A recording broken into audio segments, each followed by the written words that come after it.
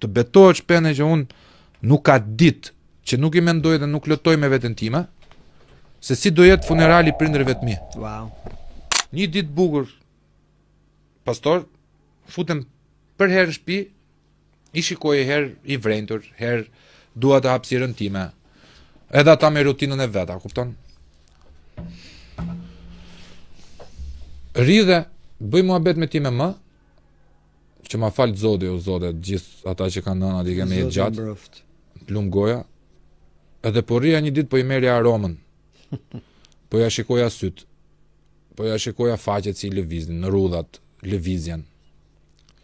Edhe një moment o pastor, po shikoja vlla që po regjistroja sikur nëna ime do largoj nesër. Wow.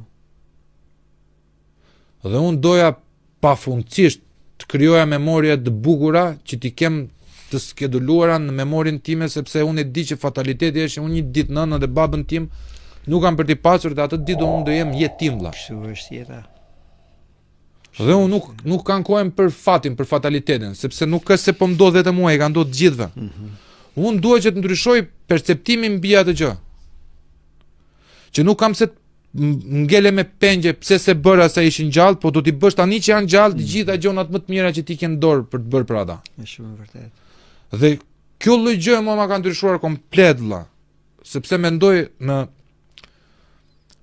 filozofinë japoneze kjo quhet ikigai, përgatitur për më të keqen, që ti përballesh, të betohet shpene që unë nuk ka ditë që nuk i mendoj dhe nuk lotoj me veten time se si do jetë funerali prindërve të mi. Wow.